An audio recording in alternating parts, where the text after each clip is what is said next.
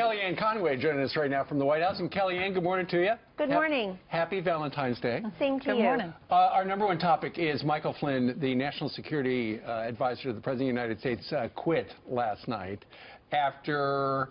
And that's why we called you in. Why exactly did he decide to quit? Was it that he may have been in violation of the Logan Act in talking to the Russian ambassador, or was it that he misrepresented or lied to the vice president about what he remembered? Why is he gone? Steve, I would refer you to General Flynn's resignation letter, wherein he addresses that very issue, and it seems to be the latter, which is he was having any number of calls, and that in the end he felt he had misled or misrepresented all the facts to the president and to the vice president, and for that he was enormously and deeply sorry. And that really was the linchpin here, is that he either forgot, couldn't fully recall, or outwardly misled the vice president and others when he was characterizing a conversation he had had with the Russian ambassador. And I think that the situation became increasingly unsustainable, and he decided to resign.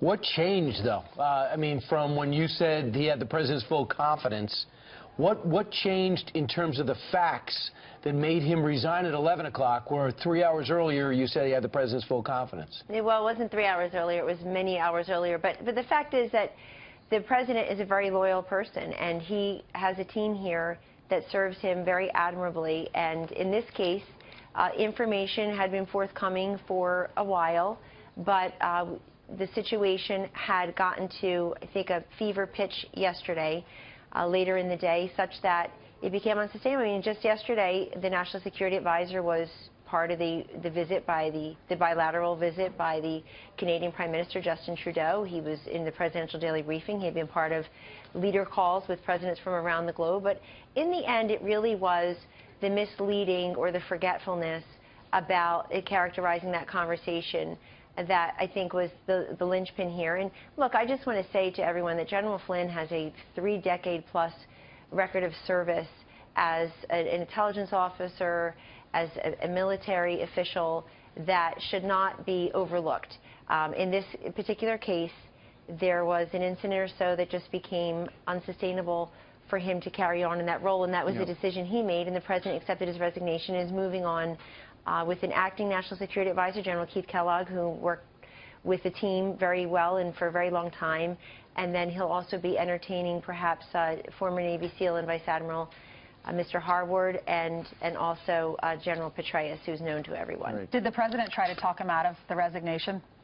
I won't characterize private conversations, Ainsley. I just know that these things are never easy. And I can tell, we all know that Donald Trump is known for his loyalty, and people are known for their loyalty to him. And in this case, it just became a situation that needed to be rectified, and I think that it's General Flynn who made that decision and tendered his resignation. There are some stories out that Sally Yates, the then acting Attorney General, had alerted the White House that Mr. Flynn might be open to blackmail because of what the conversation was, whatever that was. What's extraordinary to me, and we've known that, and why he acted last night, he did what he did.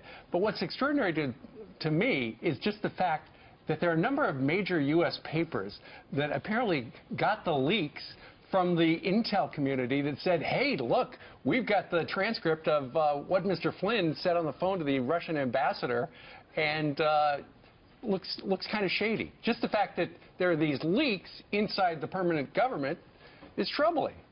Well, you may be the only outlet talking about that this morning, so thank you for shining a light there. I'll let the public make their own decisions based on what you just said. But it is disturbing. Look, leaks are always disturbing. I think the President of the United States has made that very clear. And leaks, when it has to do with security intelligence information, are that much more concerning, just hypothetically in the main. What I would say in this case is if you read these reports and then you realize that in this specific instance, what became unsustainable long-term was just the particular characterization of the contacts between General Flynn and others as he related them to the highest officials in our land.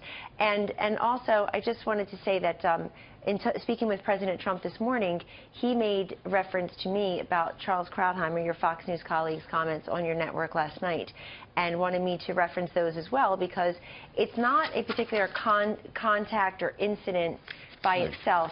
it's really the cumulative effect of that leading to incomplete or misleading, forgetful information, frankly, incomplete or misleading information. That really was the key here. Well, I'll read exactly what he said. He said, "What strikes me is how bizarre the whole story is. This is a cover-up without a crime. The idea that one should be all aghast because the incoming National Security Advisor spoke with the Russian ambassador and spoke about sanctions seems to me to be perfectly reasonable. The idea that was illegal is preposterous." Is that what you were referring to? Yes, it is. Yes, it is. And thank you for repeating those remarks. I wish others were doing that today, just because I think that's important here as context, where others are questioning timing and all that. It's very important to note that and to realize that, you know, Vice President Pence went on national TV, as did others in the administration, frankly, based on information that was provided that was either incorrect or incomplete. Kellyanne, so the fact that he talked about sanctions with the Russian ambassador did not bother the president. Is that correct? No, I don't want to say that. I don't know that, and it's not for me to say that. It's just the key is how did we get to this point, and where do we go from this point is really what we're focused today on at the White House. And Kellyanne, there's a story in the New York Times that said that the vice president was angry at Mr. Flynn because he lied to him. Do you think that's accurate description? Well, I don't like to characterize other people's emotions, but I've worked with Vice President Pence for over a decade, and he is a man who's slow to anger. He's a very deliberative individual, obviously brilliant, and serves this country very well as our vice president. And he had, you know, I think his office has publicly said that General Flynn and the vice president had spoken a couple of times, and that General Flynn had apologized to the vice president.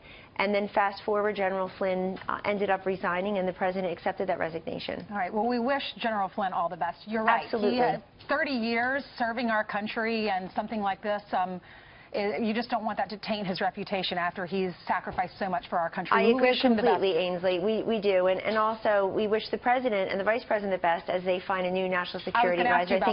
I think some people are high-fiving themselves today that somehow they got their wish. Folks, this is national security and intelligence, and that means it affects us all. Yeah. And so it's just, we need to move on as a country and get that right in the next phases very quickly, and indeed the president will. The president has already discussed options, and he has General Kellogg in there as his acting national security advisor, and will be meeting with his team today to move very swiftly. Now, is it true that General Petraeus is coming to the White House today? It's true that General Petraeus has been mentioned as one possible permanent replacement, along with Vice Admiral, former Navy SEAL, Mr. Harward, and of course, acting national security advisor, assistant to the president, General Keith Kellogg. Is he coming to the White House today? I haven't looked at today's schedule since last night. I got called to come over here. You've been kind of busy. Yeah, I know, and we appreciate it. Also, we understand that Vice Admiral Michelle Howard is also a leading candidate to replace Flynn. Have you heard that? Well, she certainly has served this country with great distinction, and we'll have to see how the day progresses and what the president decides to do. When will he make a decision, do you think? Well, he'll need to take his time in terms of considering who is best for this role. And as you just know, you've mentioned a name. I've mentioned 3 other names. Obviously, he has many great choices, and he'll make that decision on his timeline as he always does. The one thing about President Trump is we always know who's in charge, his choice, his voice. Ultimately, these decisions rest with him, and we all respect that. Kellyanne, what about the different messages from you and Sean Spicer? You come out and say the confidence of the president is with Flynn. Spicer comes out a little while later and says, still, you know, essentially we're still deliberating on that. It's still up in the air. What about the difference in messaging there? Well, they're both true. In other words, the president is a very loyal person. He has confidence that the National Security Advisor, Mike Flynn, was involved in many different briefings and phone calls, and of course the bilateral meeting yesterday with Prime Minister Justin Trudeau of Canada.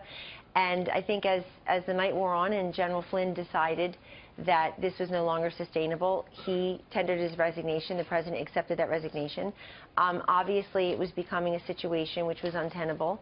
If you're misleading or providing incomplete or inaccurate information to the vice president, then, if not others, then it's an area where course corrections will need to be taken, and General Flynn decided to do that last night. Obviously, the president accepted his resignation. In the middle of you making Valentine's Day cards with your kids, so when the news broke. Thank you so much, Kellyanne. Happy Valentine's Day to you and take care. Same to you. Thanks. Thank you.